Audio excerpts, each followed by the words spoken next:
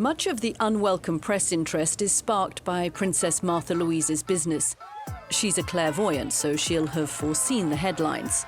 Here she is, in the brown dress, dancing her way to work.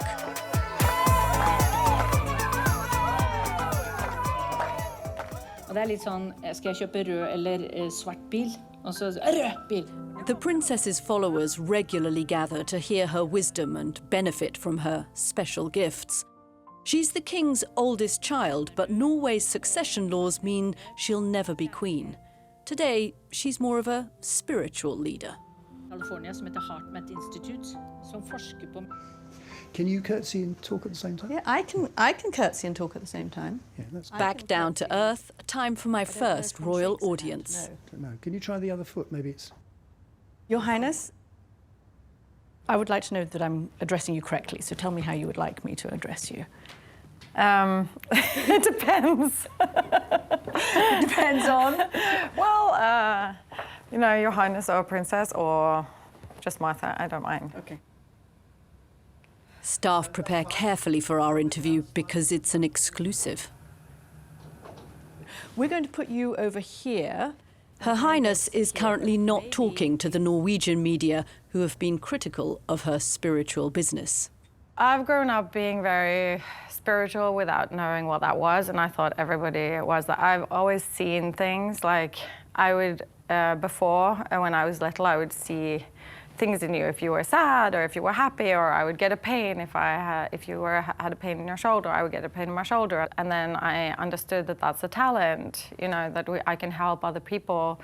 And so that's when the whole ball started rolling, and I was like, maybe I should, you know, do something to earn money, and then that's okay. So then we figured out that if I gave up my Her Royal Highness title and started working and paid taxes and lost my money from the state, then I could earn my own money and do my official duties as well. You know, everything you do that's a first is very much going out of the box that you're put in. There was lots of scrutiny from the press, and that's continued. Things got worse in 2022 with a frenzy of media interest in the princess's new spiritualist beau. The couple have threatened to move to California. Sound familiar? And what was the difference last year when you stepped back from those royal duties? Obviously, there have been comparisons with Prince Harry and Meghan.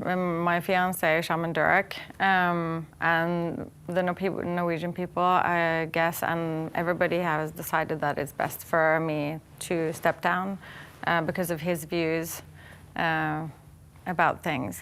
But what I think has been amazing through this whole cycle has been the conversations we've all had through it all. From a very young age, I remember my mom and dad saying, the King and Queen saying that, you know, that we have to stick together, we have to talk things through, even if it's hard. We have to put all the cards on the table, we have to, because we are family and we have to like work things through.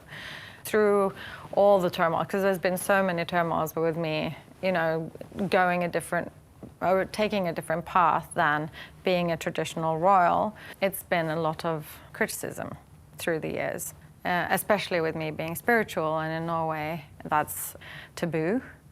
And this will run ahead of the coronation of King Charles. If you were suddenly to send him wishes for his reign, and everybody, of course, is looking from the Queen, who was so well known and so loved. I remember my grandfather, King Olav. He was such a loved king. My father, you know, feared going into that role after him, because how could he fill his shoes? And I think that that's the whole point. You don't fill his shoes. So King Charles will be a different monarch from Queen Elizabeth? Absolutely. You can't copy somebody else.